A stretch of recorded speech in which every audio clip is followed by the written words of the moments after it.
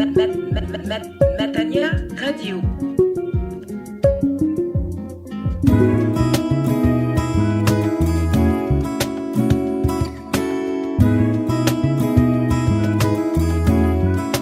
Auditeur de Radio Matania, je dis gloire à Dieu, gloire à l'Éternel. C'est vraiment un cri qui vient des profondeurs de mon âme et qui manifeste une joie certaine, celle de vous présenter cette prédication du pasteur Claude Missidibasi qui a pour texte de référence Ézéchiel chapitre 43 du verset 1 au verset 9. Ézéchiel 43, les 9 premiers versets, et pour thème la gloire de Dieu, la gloire de Dieu.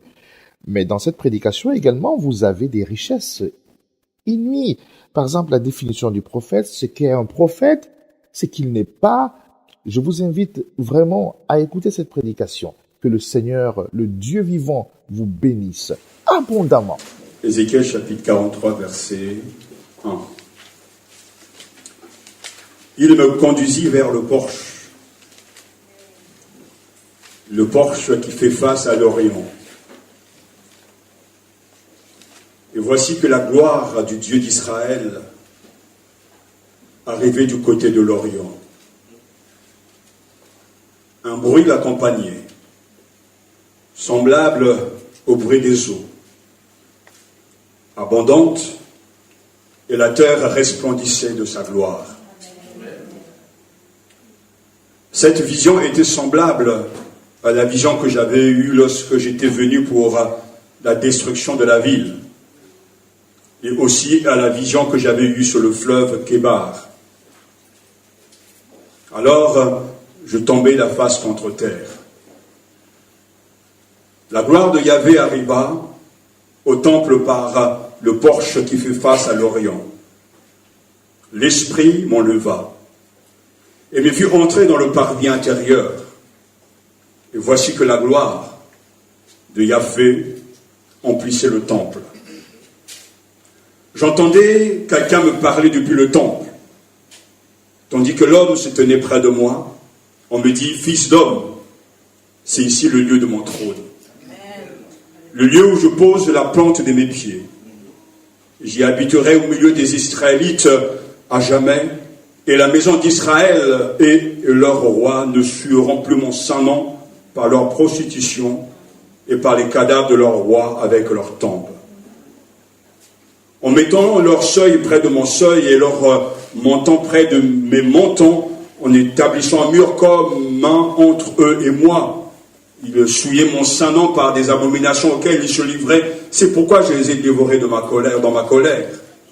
Désormais, ils éloigneront de moi leur prostitution et les cadavres de leur roi, et j'habiterai au milieu d'eux à jamais.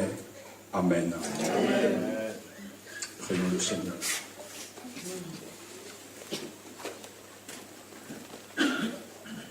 Nous venons d'entendre notre Père, notre Dieu, que ton prophète a vu venir la gloire de Dieu dans le temple. Que pouvons-nous demander, rechercher que cela? De voir ta gloire venir dans ton temple, revenir dans ta maison, y demeurer pour toujours avec tes enfants. C'est pour ça que nous te prions, comme l'a demandé ton serviteur, fais-moi voir ta gloire, fais-nous voir ta gloire. Seigneur, montre-nous ton visage et reviens au milieu de nous. Purifie nos cœurs, enlève nos souillures, nos abominations, que nous puissions accueillir ta présence, la gloire de ton grand retour. Dans le nom de Jésus, nous te le demandons. Que ton règne vienne. Amen. Amen. Seigneur.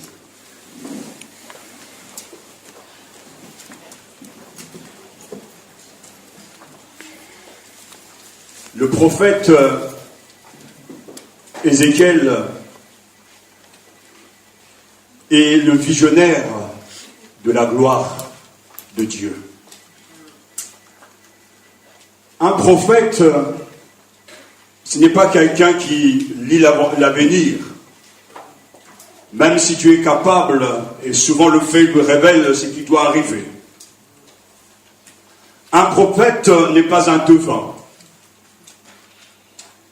Un prophète, c'est un homme de Dieu, qui a été appelé par Dieu, et qui reçoit de la part du Seigneur des oracles, des paroles et des visions. C'est un homme de son temps et qui connaît l'histoire du peuple de Dieu et qui interprète pour le peuple de Dieu ce qui est et ce qui doit arriver. Donc le prophète n'est pas dans la divination, mais est dans l'intimité de Dieu, afin de comprendre et d'interpréter pour le peuple de Dieu la volonté de Dieu. Mais au cœur de la parole prophétique, chaque prophète nous révèle le mystère suprême, c'est-à-dire la personne de Dieu. Parce que chaque prophète a son histoire. Chaque prophète a son expérience.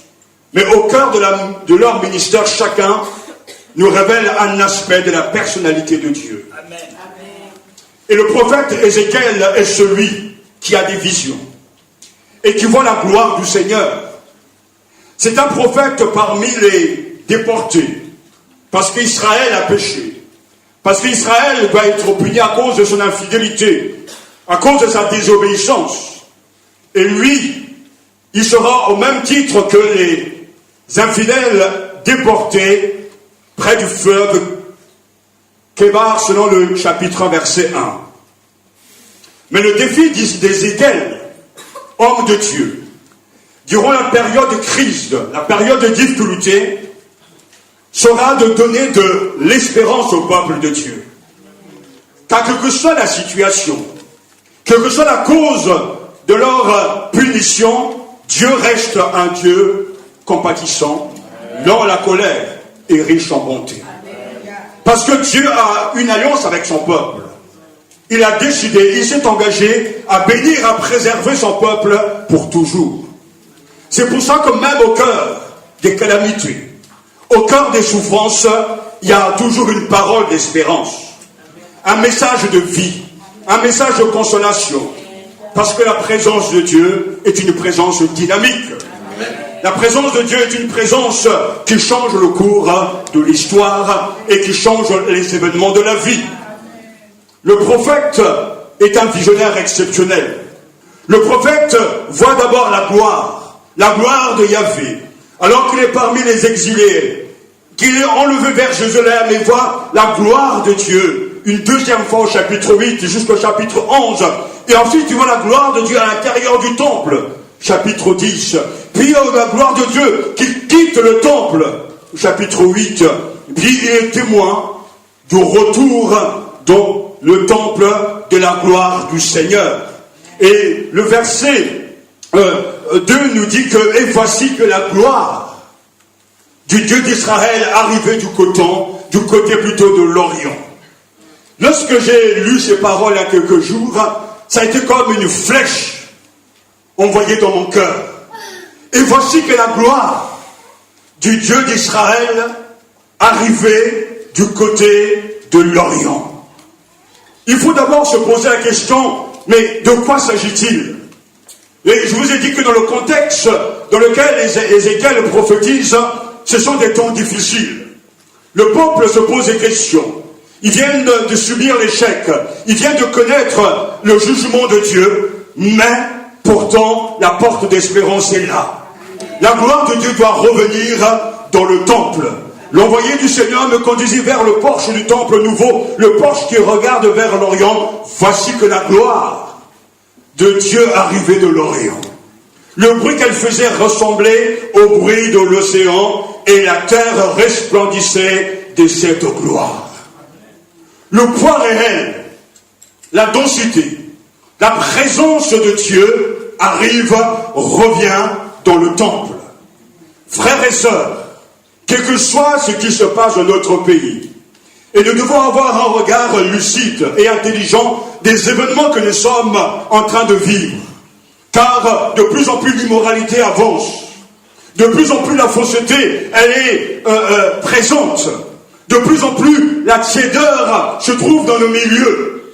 Mais quelle que soit la situation, quel que soit l'état de notre pays, quelle que soit la force, la puissance du mal qui avance, l'Église reste la maison de Dieu. Amen. Un endroit où Dieu doit résider, où Dieu commande, où Dieu règne, où sa gloire sera respectée, accueillie et vénérée.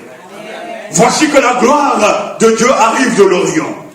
Et c'est pour ça que j'aimerais vous dire, même si tout n'est pas agréable par rapport à notre conception, même si l'Église est tiède dans son ensemble, il y a quelque chose de tout à fait particulier qu'au sein des difficultés, même quand le peuple ne marche pas avec Dieu, toi, tu peux décider de marcher avec Dieu, main dans la main, les yeux dans les yeux, parce que l'Éternel est vivant. Amen. Je dois témoigner ce matin que jamais auparavant, je n'ai ressenti la présence de Dieu dans mon cœur, dans mon esprit. Le Dieu est réel, est une réalité. Sa parole est réelle, puissante, une parole dynamique, une parole qui change, une parole qui transforme. Ézéchiel voit cette gloire, et je veux par les yeux de la foi voir la gloire de Dieu venir, retourner dans le temple, là où elle doit être, là où elle doit être palpable, là où elle doit être expérimentée, le poids réel, la densité, la présence, l'ineffable, Dieu dans son temple. Alléluia. Ce temps vient, il viendra. Et nous savons que dans le dernier livre de la Bible, Apocalypse chapitre 21 et 22, Jean voit arriver, descendre du ciel, la nouvelle Jérusalem. Où ce temps sera un temps magnifique, où il n'y aura plus de larmes, plus de cris, plus de deuil, parce que Dieu remplira de sa présence tous ses élus. Lorsque la présence de Dieu est là, lorsque l'Église, les chrétiens sont nés de Dieu, convertis réellement, capables de vivre cette présence, alors ils vont goûter la joie d'une louange, d'une admiration sans précédent. Ils vont goûter la joie d'une intervention de Dieu. Parce que la gloire de Dieu est la manifestation de sa personne. La gloire de Dieu est la manifestation de sa puissance.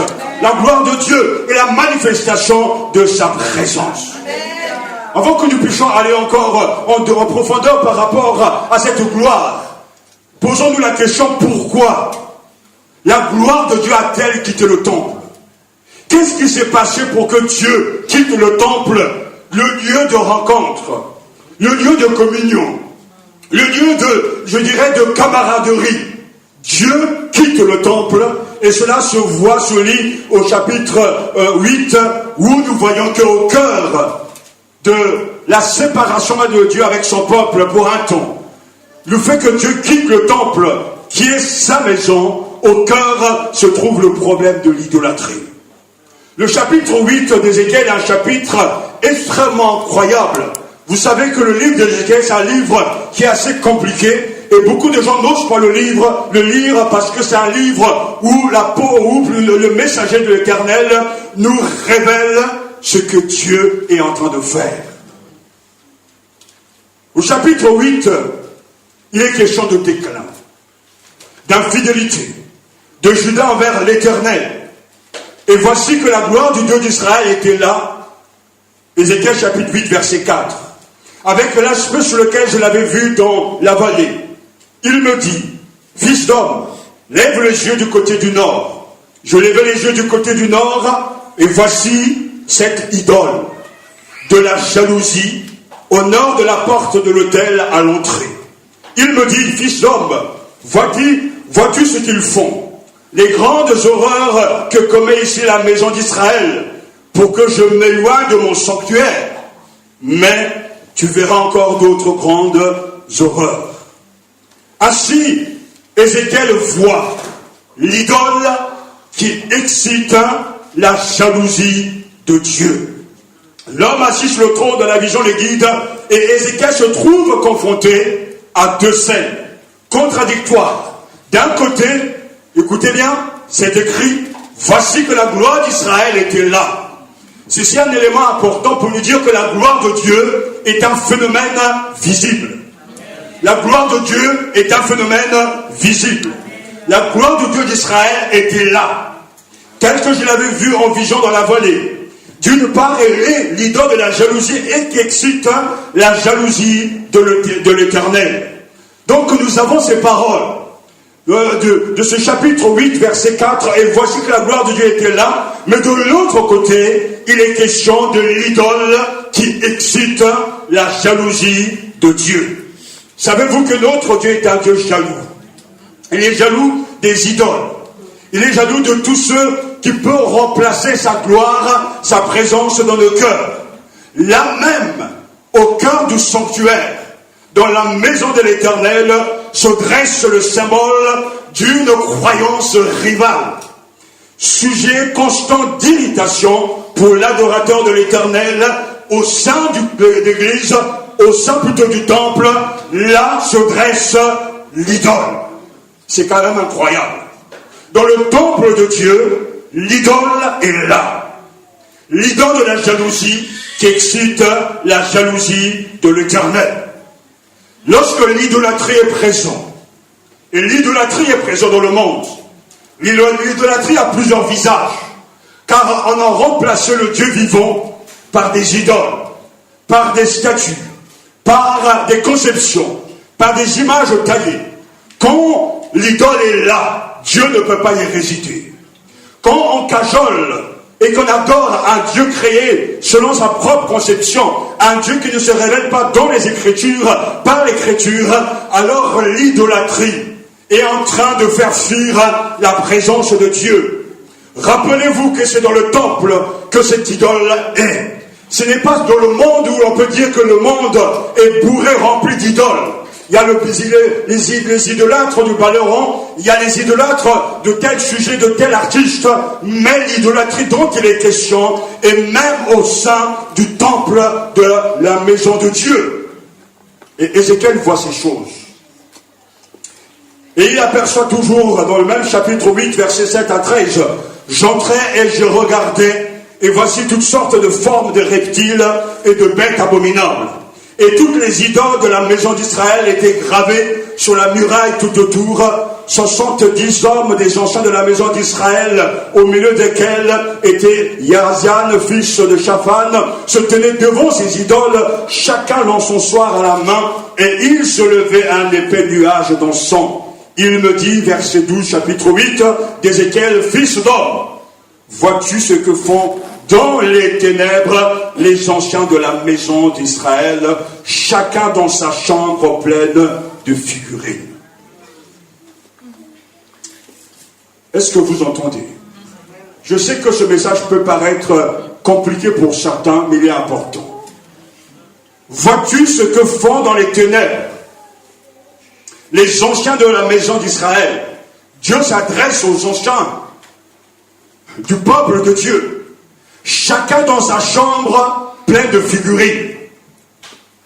Dieu qui voit tout, c'est ce qui se passe dans nos maisons. Il sait si nous adorons le vrai Dieu ou pas. Il sait si réellement nous sommes avec lui ou pas. Et il sait aussi qui nous sommes réellement. Les figurines que chacun peut avoir, les gris-gris que chacun peut avoir, Dieu voit toutes les choses. Et le peuple, au lieu de se repentir, vont dire à l'Éternel ne nous voit point. L'Éternel a abandonné le pays. Et il me dit, tu verras encore d'autres horreurs qui le commettent.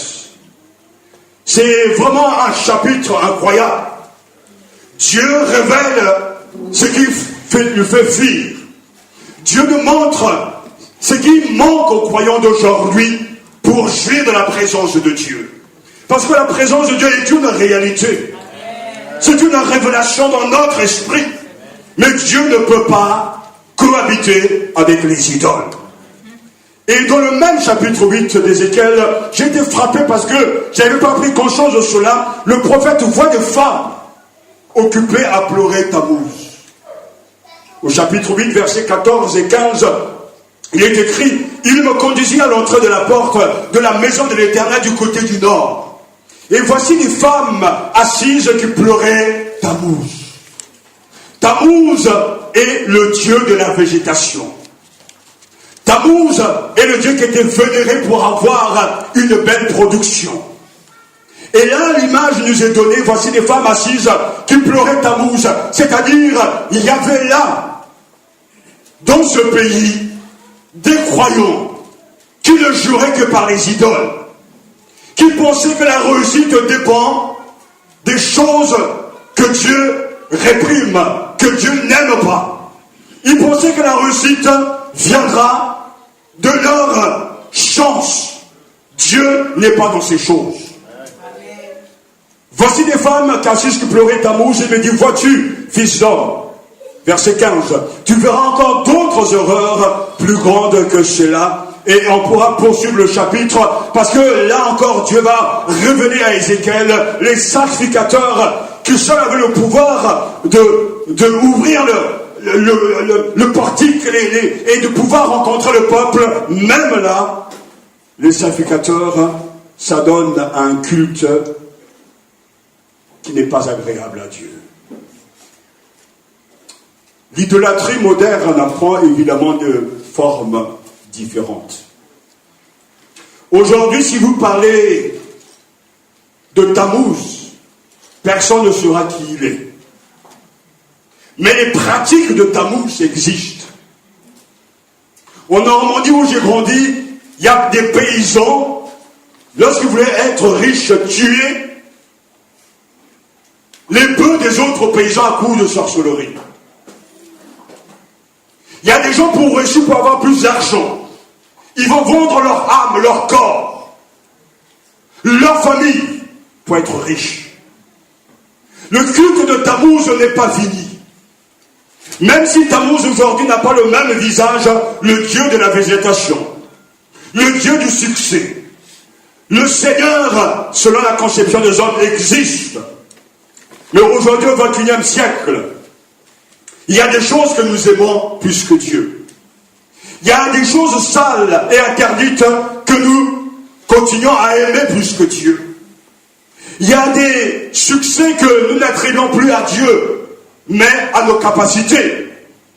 Nous ne pratiquons peut-être plus le culte de la fertilité, mais notre culture n'a-t-elle pas été érigée, le sexe comme étant Dieu?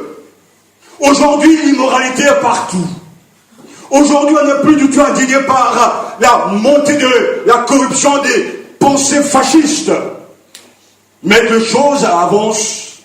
Mais pourtant, ce qui nous préoccupe ce matin, même si nous regardons le monde, c'est que la gloire de Dieu a quitté le temple. Dieu n'est plus parmi son peuple. Et l'église est devenue un lieu de bataille, de combat, un lieu de tristesse, un lieu de division. Parce que la gloire de Dieu a quitté le temple. Mais nous avons besoin de prier, de nous repentir. Seigneur, reviens parmi nous. Que ta gloire, Seigneur, revienne dans ton temple. Reviens dans la maison. Reviens au milieu de ton peuple. Et que là, l'église et la maison de Dieu soient remplies de ta présence. Voici la gloire de Dieu qui vient. Qu'est-ce que cela veut dire? Nous avons vu les causes du départ de cette gloire. Mais que veut dire cette gloire de Dieu? Le mot gloire, c'est un mot que souvent on utilise, mais dont on ne comprend pas le sens. Ce mot signifie ce qui donne du poids, ce qui en impose, ce qui est pesant, massif, puis ce qui confère de la valeur, ce qui donne de la considération. Aujourd'hui, on parle de la gloire de quelqu'un parce qu'il a beaucoup d'argent. Mais ce n'est pas la notion biblique. La gloire est avant tout la puissance d'être, la valeur d'une personne, et ensuite sa renommée, l'honneur. Lorsqu'on parle de la gloire du Seigneur, on parle de la densité intérieure de Dieu, de son poids, de sa présence, de ses actions, de ses valeurs. Dieu est imposant. Amen. Dieu est grand. Amen. Dieu est celui qui est. Amen. Et Dieu ne fabrique pas sa réputation. Il est toujours et il restera toujours. Lorsqu'on parle de la gloire de Dieu, il est question donc d'exprimer à la fois la présence de Dieu. Il est transcendant, c'est-à-dire élevé. Mais en même temps, ce Dieu se manifeste. Il ne se cache pas. Il sort, je dirais, du monde divin pour venir dans le monde des hommes. Dieu est visible. Dieu est, alléluia, palpable. Oui, parce que ses actions éclatantes démontrent qu'il est l'Éternel qui a toujours été. Quand Dieu se manifeste, sa gloire est visible. Alors sa valeur est reconnue. C'est le cas avec les Israélites, lorsque Dieu a fait éclater sa gloire. Et tout à l'heure, j'ai béni le Seigneur, l'entendant dans la louange. Il a ouvert la mer morte. Et le peuple de Dieu a traversé. Et le peuple de Dieu a reconnu que l'Éternel est grand. Maître de l'univers, maître des eaux, maître de la nature, parce qu'il en est le créateur. Alléluia. La gloire de Dieu est visible. La gloire de Dieu peut être expérimentée. Rendre gloire à quelqu'un signifie reconnaître son importance, sa puissance ou son autorité. Alléluia. La gloire de Yahvé est la manifestation de sa puissance et de sa sainteté. La gloire du Seigneur est la manifestation de la personne même de Dieu. Et Ézéchiel voit la gloire de Dieu revenir dans le temple. C'est-à-dire une gloire qui va changer beaucoup de choses. Lorsque l'on a expérimenté cette gloire, en fait, c'est expérimenter la présence de Dieu. Quand cette gloire rayonne, comme le dira le psalmiste, je redirai les récits de tes merveilles. Ton éclat, ta gloire et ta splendeur. Psaume 145, verset 5. Je redirai le récit de tes merveilles. Ton éclat, ta gloire et ta splendeur. Parler de la gloire de Dieu, c'est parler de son rayonnement dans le monde, de sa manifestation à l'extérieur du monde divin. Dieu est connu. Dieu est vu. Les cieux proclament la gloire de Dieu. Et l'étendue manifeste l'œuvre de ses mains. Psaume 19, oui, partout la signature de Dieu est là. Dieu qui est esprit ne se cache pas. Il n'est pas dans son monde des dieux, mais il est celui qui descend parmi les hommes et qui prouve par sa puissance une démonstration de sa force que l'Éternel est Dieu. Seigneur, j'aime la maison que tu habites, le lieu où demeure ta gloire. Psaume 26, verset 8. Seigneur, j'aime la maison que tu habites, le lieu où demeure ta gloire. Oh Seigneur, reviens dans le temple.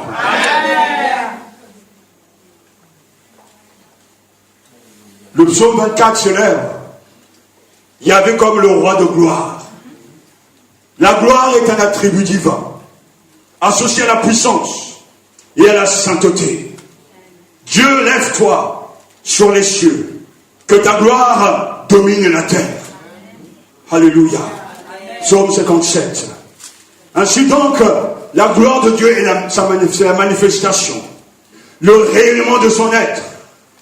La gloire de Dieu est une présence dynamique, mobile, ineffable, qu'on ne peut pas expliquer avec des mots.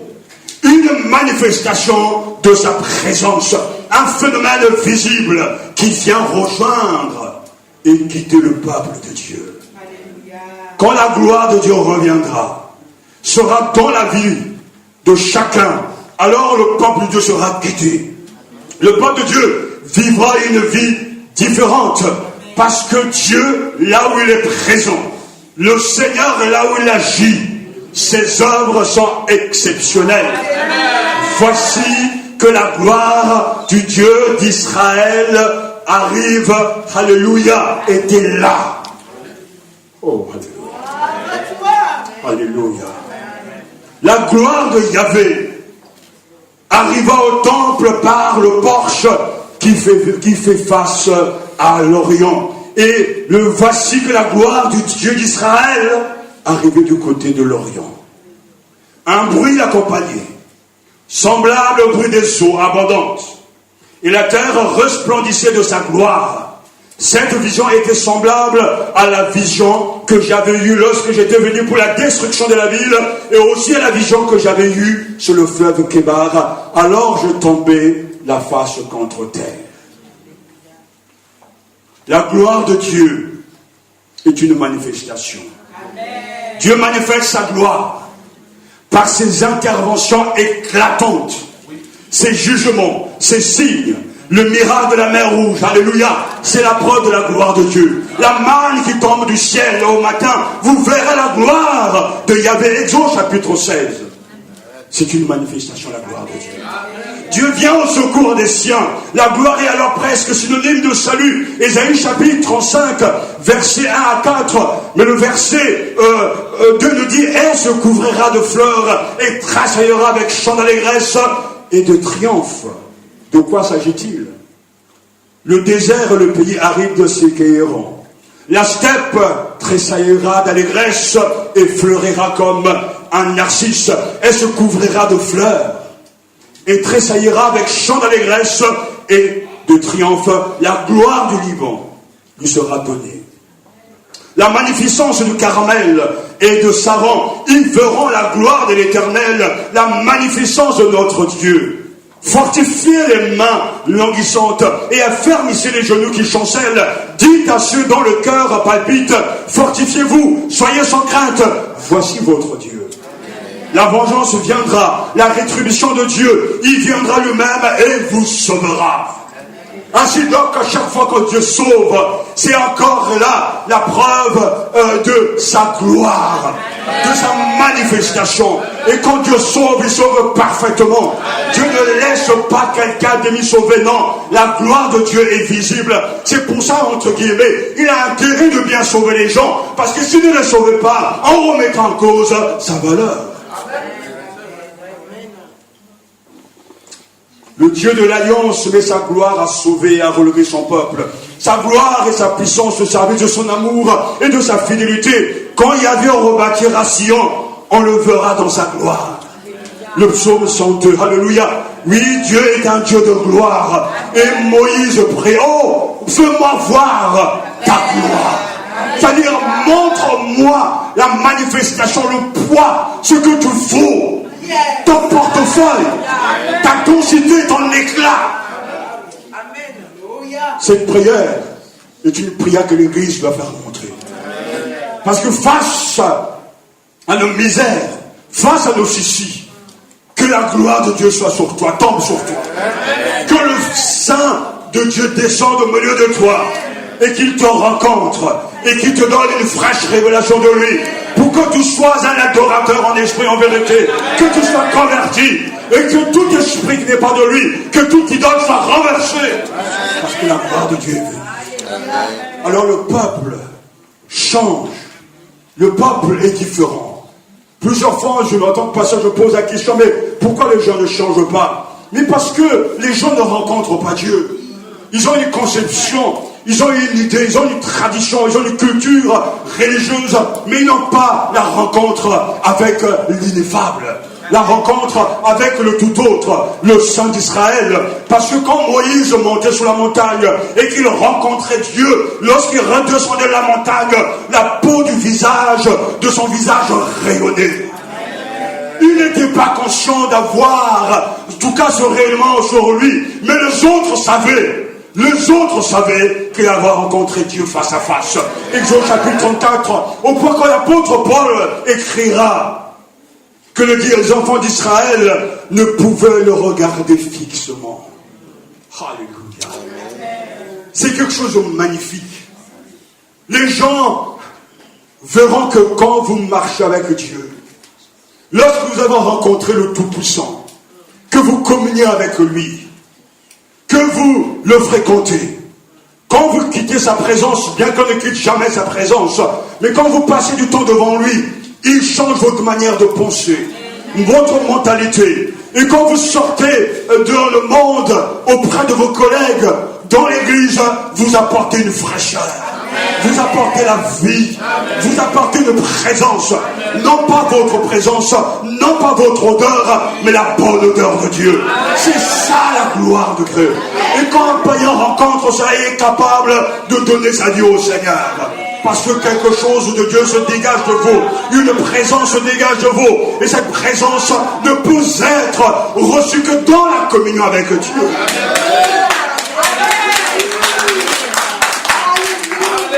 Alléluia. La peau du visage rayonnait. Il n'était pas conscient, lui, Moïse. Mais les autres le savaient. Béni soit Dieu si nous ne sommes pas toujours conscients de ce que nous transportons. Mais les autres le savent. Je l'ai déjà témoigné à maintes reprises. J'étais en face de la plus grande sorcière de France. Et elle a vu en moi les grandes lumières. Parce que la lumière est visible dans le monde spirituel. Quand tu transportes Dieu, c'est visible. Quand l'arche de Dieu est en toi, c'est visible. Les gens peuvent te défigurer. Physiquement, visiblement, je dirais. Mais la gloire de Dieu est à l'intérieur de toi. Et même les sorciers, même les sorcières, même les devins peuvent voir en toi la lumière que tu portes. Parce que tu vis dans la présence de Dieu. Parce que tu sais que toi, tu es un homme de Dieu, une femme de Dieu. Et je bénis le Seigneur parce que sa gloire est dans le cœur de ses enfants. Ça y sera consacré pour ma gloire, dira-t-il, concernant justement le sanctuaire. Tout ce qui concerne Dieu est imbibé de sa gloire. Amen. Le sanctuaire sera consacré par ma gloire. Exode chapitre 29. Même le trône de Yahvé, l'arche d'alliance, sera aussi construit pour la gloire de Dieu. Amen. Alors oui, Seigneur, nous voulons vivre cette manifestation. Nous voulons être un peuple, lorsqu'il sort de ce culte, de ce lieu de rencontre, de communion, soit imbibé, habité, inspiré par Dieu, et qui va influencer les autres. Deux fois, il n'est pas nécessaire d'aller témoigner, d'ouvrir sa bouche, pour que les gens puissent dire, il est différent de nous. Il porte quelque chose de nouveau. Cette semaine, l'autre facteur est arrivé, il avait un courrier recommandé, il a sonné, mais le temps d'aller ouvrir, il était trop tard, alors je suis descendu et en bas, je le rencontre, et il avait lu donc sur un des courriers que j'étais pasteur, et il m'a dit, oui pasteur, quelle église? Je lui ai expliqué l'église évangélique, etc. Ils l'ont bavardé, et avant de partir, le facteur m'a dit, s'il vous plaît, pasteur, priez pour ma mère qui a un cancer. Et nous avons commencé, mon épouse, à prier pour cette femme que nous ne connaissons pas. Il n'est pas nécessaire de parler, mais d'être. Et Dieu sera lui-même à créer des événements, des circonstances, parce qu'il va se manifester. Et moi, je crois que le cri de cet homme, de ce facteur, répond à un besoin, à une réponse de Dieu. Et je crois que Dieu est capable, et il le fera, de se glorifier dans la vie de sa mère, afin que son nom soit béni et que la valeur de son nom soit reconnue, parce que notre Dieu est le Dieu de gloire. Alléluia. La gloire du Seigneur est un phénomène lumineux. Sur le Sinaï, elle apparaît dans une nuée et brille comme un feu. C'est impressionnant. Quand Dieu est là, personne ne peut s'approcher. Quand Dieu est là, tout le monde redoute sa présence. Mais les cieux racontent la gloire de Dieu et les firmaments l'œuvre de ses mains l'annonce. Alléluia.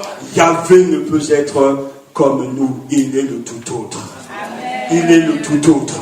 Totalement différent, totalement saint.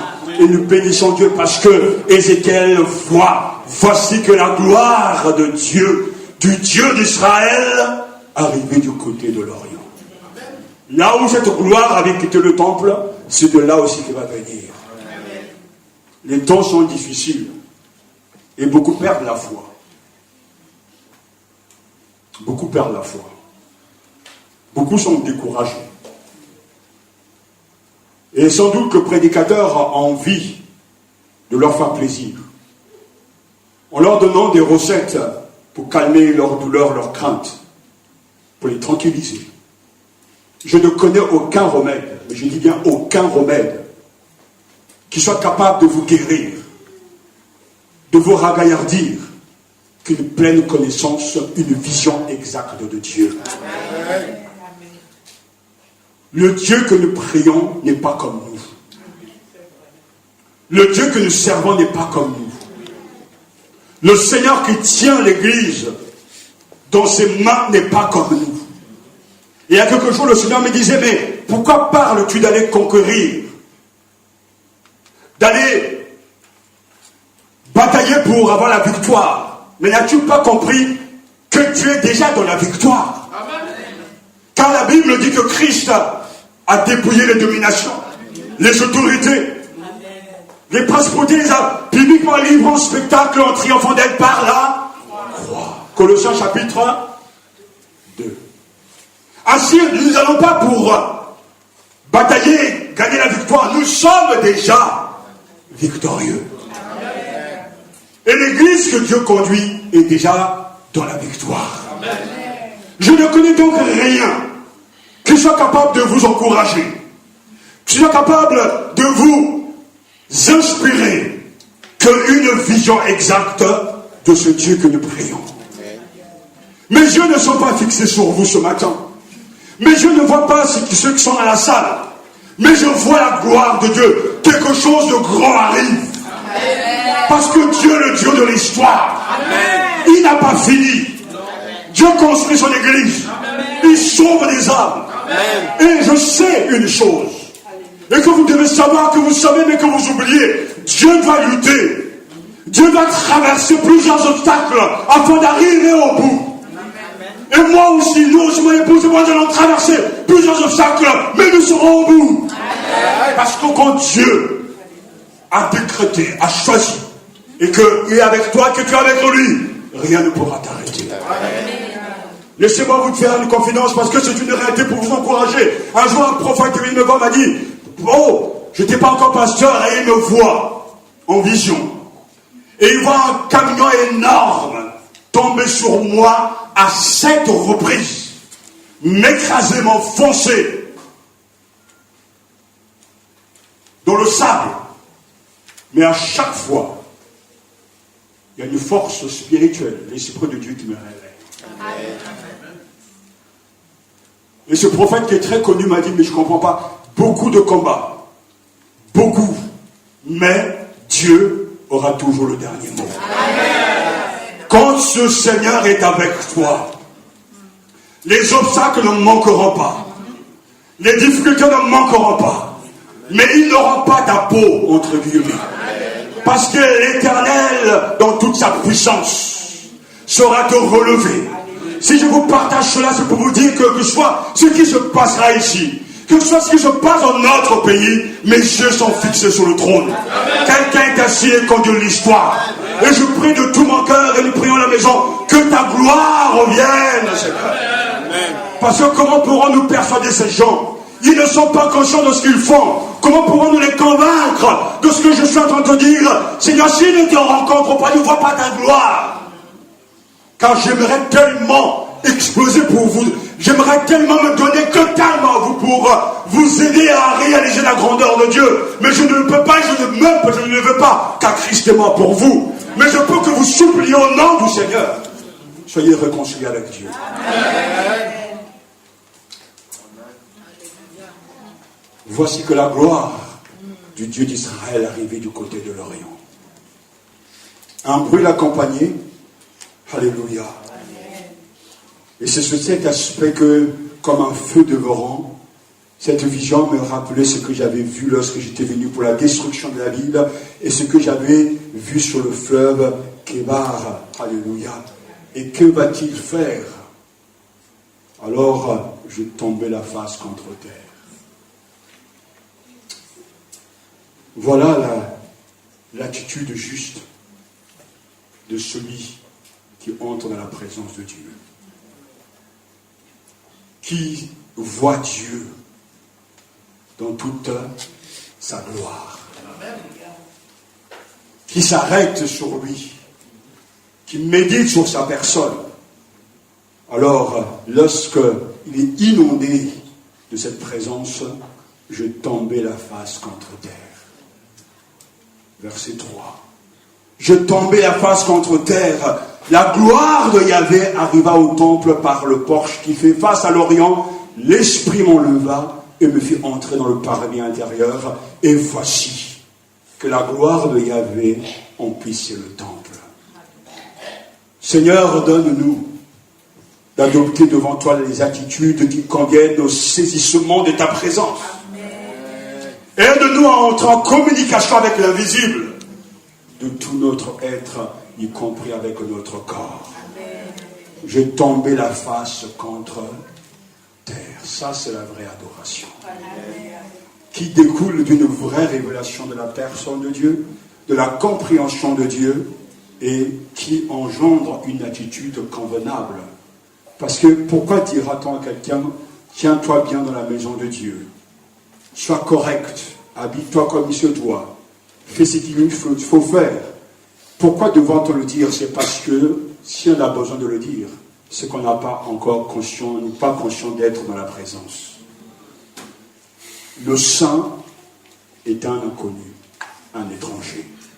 Parce que tous ceux qui sont entrés dans la présence se sont tous courbés. Sont devenus des vrais adorateurs. Parce que les idoles ont été renversées. La gloire de Dieu, la manifestation, le rayonnement de son être est devenu un sujet de tremblement, un sujet de crainte. Dieu est tellement grand, imposant. La gloire de Dieu est une présence dynamique, ineffable, une manifestation de sa présence, un phénomène visible qui vient rejoindre et guider son peuple. Oui, Dieu existe même en France. Et je sais que le réveil n'est pas dans ce pays. Nous avons eu le privilège de vivre le réveil. Je suis un enfant de réveil. Nous avons vu ce que Dieu est capable de faire. Mais il y a une chose qui est claire. Comme au temps de Noé, nous pouvons marcher avec Dieu. Comme Noé marche avec Dieu. Nous pouvons recevoir des révélations. Nous pouvons recevoir des visions. Dieu peut nous montrer ce qui va arriver. Il l'a fait dans le passé. Et il le fait maintenant encore. Les gens aimeront entendre ces choses-là, mais tout est écrit dans notre cahier.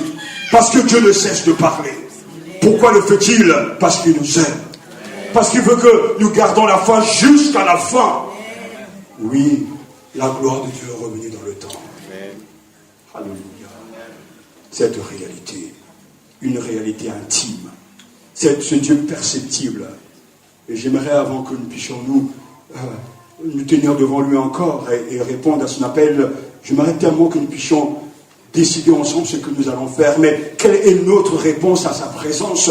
Quelle est notre réponse à celui qui dit qu'il est là? Il est réellement là. Amen. Mais n'oubliez pas qu'il y a une différence entre la présence de Dieu et la manifestation de sa présence. Dieu est présent partout en même temps. Il est le même, tout suffisant, tout puissant. Nous l'avons chanté, qui donc dans le ciel est semblable à toi? Personne. Le Dieu d'hier est le même. Le Dieu d'Abraham, d'Isaac, d'Élie, de Jacob, de Moïse, de tous les prophètes, le Dieu de Jésus, des apôtres est le même Dieu que nous. Amen. Mais pourquoi ne se manifeste-t-il pas? C'est parce qu'il y a des idoles. Il y a des faux dieux en nous. Il y a des autels qui sont consacrés à d'autres Baals, à d'autres dieux. Et la gloire de Dieu doit se retirer. Parce que notre Dieu respecte notre choix. Il ne forcera pas la porte de ton cœur. Mais il attendra pour que tu ouvres la porte afin qu'il puisse souper avec toi. Dieu est réel. Dieu est ici. Il te voit. Il te sent.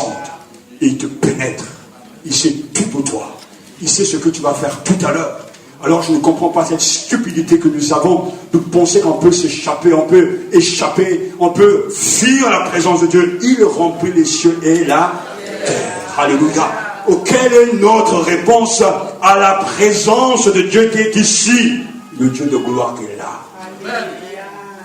Nous devons avant tout reconnaître l'importance de Dieu. Nous devons nous ouvrir à sa présence. Oui, de tout notre cœur. Nous devons le faire, comme le dira le psalmiste, toutes les nations viendront se prosterner devant toi et rendre gloire à ton nom, Seigneur. Psaume 86, verset 9. Toutes les nations viendront se prosterner devant toi et rendre gloire à ton nom. Seigneur, toujours je rendrai gloire à ton nom. Le Dieu de gloire qui est ici exige chacun d'entre nous de nous ouvrir à sa présence, de reconnaître qu'il est important, qu'il est le tout autre, et de lui donner toute la gloire en reconnaissant que Dieu est Dieu, le Seigneur de l'univers. N'oubliez pas que rendre gloire à quelqu'un signifie reconnaître son importance, sa puissance ou son autorité. Dieu est l'autorité suprême. Dieu est la force qui est au-dessus de nos capacités. Et la foi consiste à reconnaître Dieu tel qu'il est. Ézéchiel, mon frère, dis-moi, quel est ton Dieu? Et Ézéchiel te répond comme il m'a répondu. Mon Dieu est l'ineffable Seigneur de gloire. Mon Dieu est l'ineffable Seigneur de gloire. Dès les premiers chapitres, il voit la gloire de Dieu. La vision de la gloire rapportée dans les 3 premiers chapitres souligne admirablement la grandeur du mystère de Dieu. Il est le tout autre, alléluia.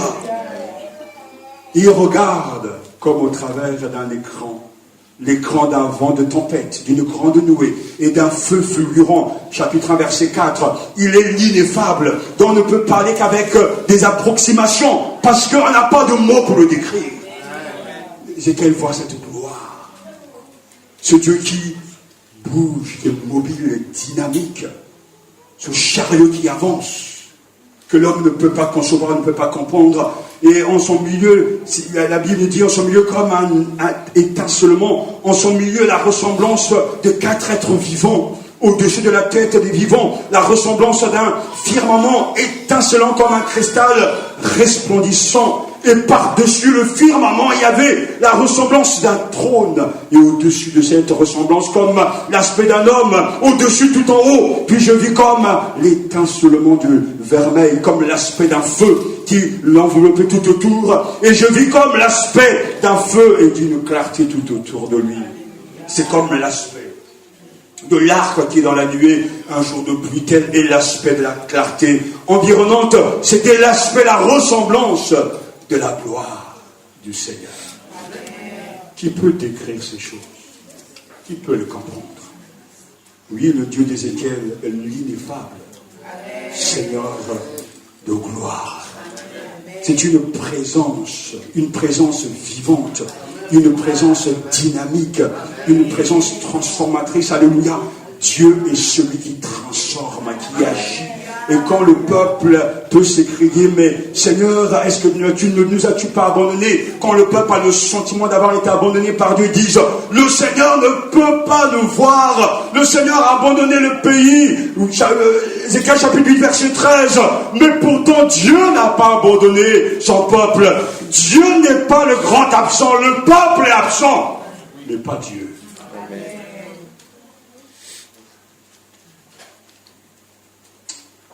Pourquoi laisser dire aux nations où est leur Dieu?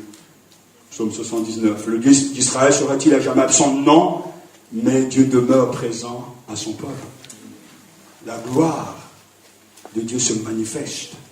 Dieu habitera désormais au cœur de son peuple, dira-t-il. Ce sont des promesses incroyables que nous avons. La gloire de Yahvé arriva au temple par le porche qui fait face à l'Orient. L'Esprit m'enleva et me fit entrer dans le parvis intérieur, et voici que la gloire de Yahvé emplissait le temple.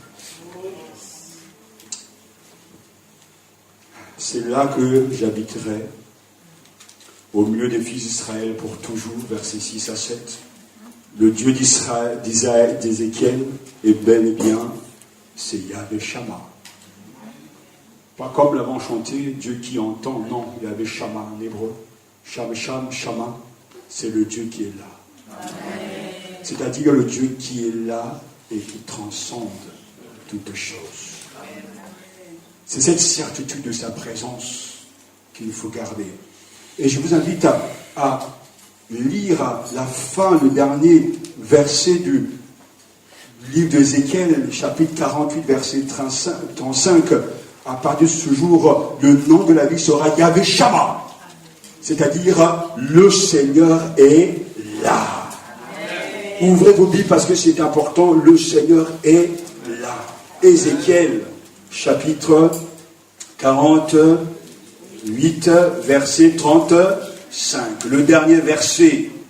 Et dès ce jour, le nom de la ville sera l'Éternel est ici. Est-ce que vous voulez dire? L'Éternel est ici. Quand Dieu revient dans son temple, il est là. Il ne partira pas. Il demeure le même. Yahvé Shama, le Seigneur est là. Et cela nous rappelle ce que Jésus a dit. Je serai avec vous tous les jours jusqu'à la fin des temps. Matthieu chapitre 28.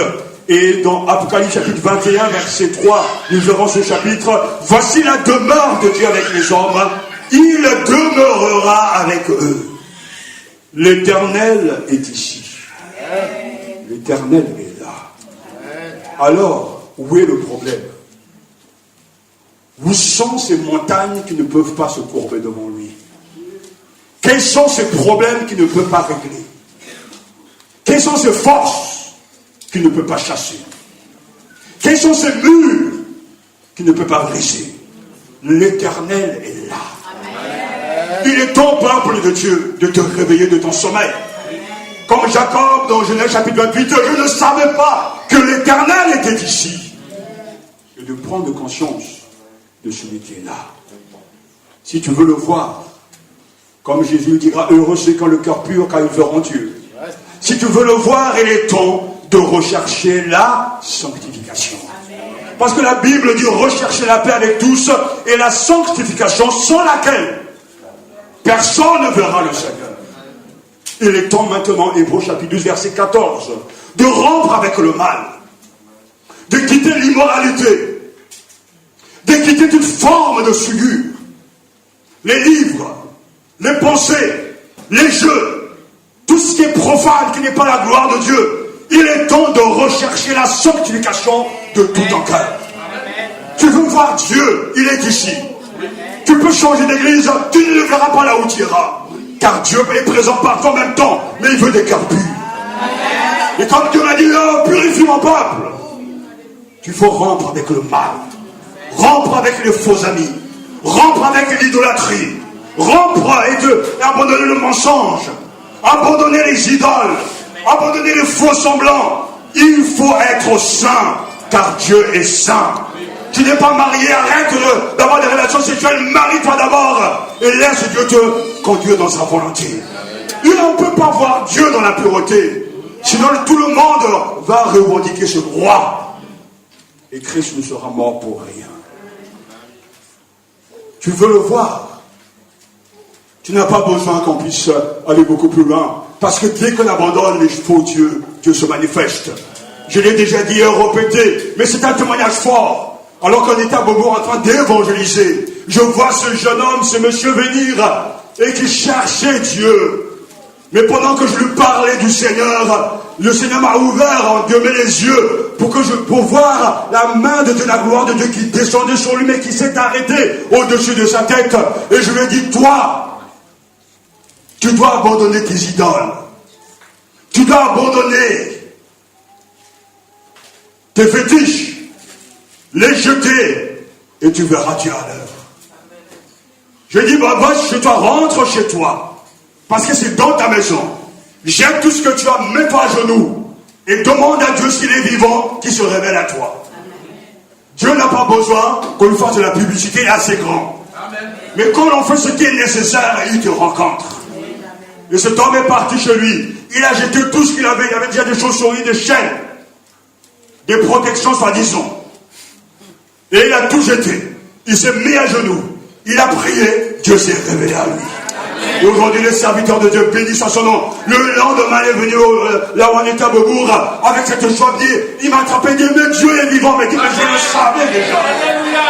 Dieu qui est présent là n'est pas réel pour toi. Je le sais. Il n'est pas réel pour toi. Parce que tu n'arrêtes pas lui affronter avec des idoles. Tu penses être plus fort que lui. Frères et sœurs, attention. On ne se moque pas de Dieu. Dieu est patient, mais pas toujours. Sa colère est redoutable. J'aime l'église. Nous aimons l'église. Et je parle en son nom. Il est temps de dire stop à ta mauvaise vie. Stop à ta mauvaise langue. Stop à tes mauvaises pensées. Et de rechercher la sanctification sans laquelle nul ne verra le Seigneur. Si un péché te tient et que tu n'arrives pas à t'en défaire, et sois sans un cri vers lui. Confesse-lui ces choses. Et le Seigneur te fera grâce. Parce qu'il est le libérateur des captifs. Le Seigneur se manifeste dans toute sa puissance. Seigneur, nous avons besoin de manifestations comme jadis. Alors que les gens venaient dans l'église. Et que la manifestation de Dieu était là, la gloire de Dieu était là. Les gens tombaient, confessaient leurs péchés. Mais ils ne confessaient pas des bouts de lèvres. Ils disaient toute la vérité. Seigneur, fais-nous revivre ces temps-là, comme nous l'avons vécu dans le passé. Mais comme si le Seigneur répond, mais ce temps ne doit pas être recherché. Car sache-le, qu'à cause du progrès de l'iniquité, l'amour du plus grand nombre va se refroidir. Mais prêche l'évangile. Prêche l'évangile. Prêche l'évangile. Qu'ils écoutent, qu'ils ne les écoutent pas. Prêche l'évangile. Et Dieu est en train de faire le tri. La gloire de Dieu arrive. Vous ne le voyez pas encore, mais il est là déjà. Le Seigneur est déjà là. Son retour est déjà là. Il est proche. Il viendra pour juger les vivants et les morts. Il y a un temps pour tout. Un temps où on peut jouer avec le mal. Un temps où on peut jouer avec le péché. Mais un temps où il faut arrêter. Car quand Dieu va balayer, il va balayer.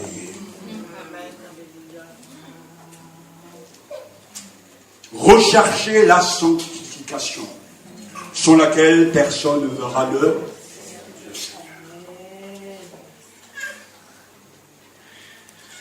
Ne mettez pas tous les châtiments de Dieu sur le dos du diable. Il y a quelques jours, le Seigneur m'a dit ça. Quand je veux juger, châtier, ne mettez pas ça sur le dos de Satan. Car lorsqu'un enfant de Dieu se conduit mal, Dieu doit le châtier. Doit le purifier. Et pour cela, il peut utiliser l'arme redoutable qui est la mort. Parce qu'ici, il sait que tu es attaché aux choses. Ces choses, peut-être, voir une personne est capable de te prendre la personne pour que ton cœur soit totalement à lui. Dieu n'aime pas les idoles. Dieu n'aime pas les remplaçants. C'est un Dieu puissamment jaloux. Pas la même jalousie que nous. C'est une jalousie qui détruit. N'oubliez pas que ce Dieu qui est amour, quand il reviendra, ce n'est pas avec cet amour que nous pensons aujourd'hui encore que va se manifester. Il viendra pour juger. Ça, c'est la nature de Dieu. Il est jaloux, il est amour. C'est un feu dévorant. Il ne supporte pas les autres dieux.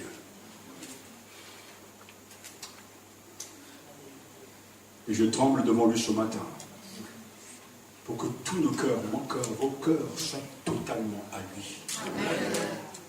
Dans ma maison, il se manifeste.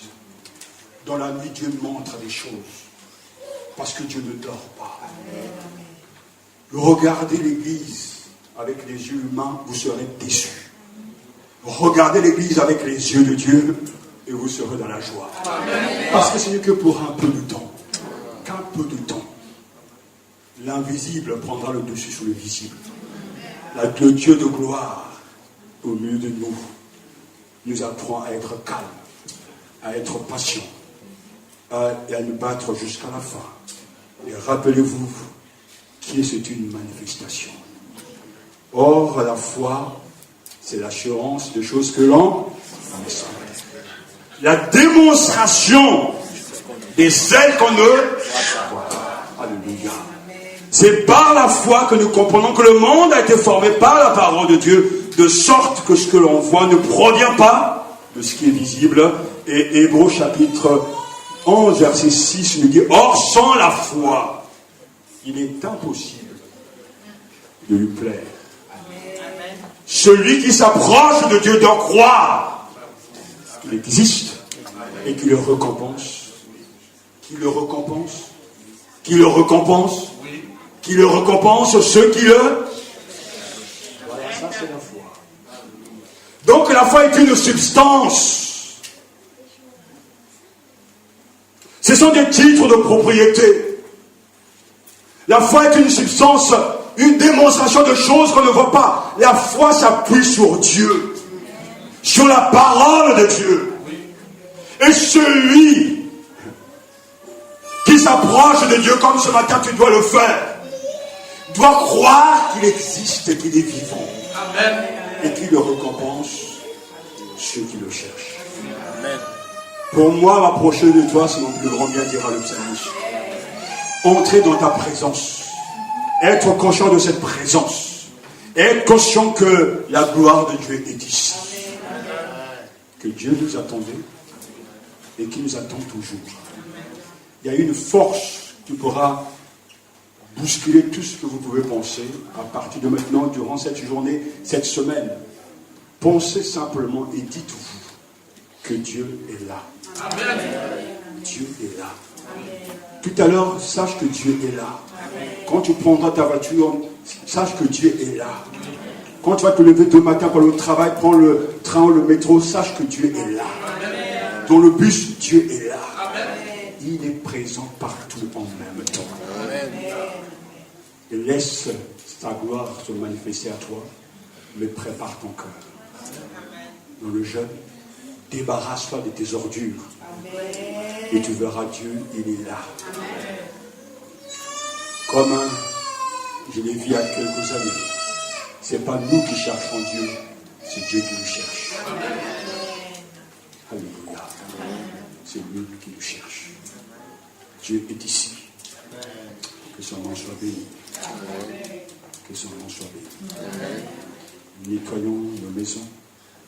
Fils de l'homme, c'est ici le lieu de mon trône, le lieu où je pose la plante de mes pieds. J'y habiterai au milieu des Israélites à jamais. Et la maison d'Israël, eux et leurs rois, ne sueront plus mon saint nom par leur prostitution et par les cadavres de leurs rois avec leurs tombes. C'est ici le lieu de mon trône. Donc, Ézéchiel chapitre 43, verset 7 à 8. C'est ici le lieu de mon trône. Prions le Seigneur.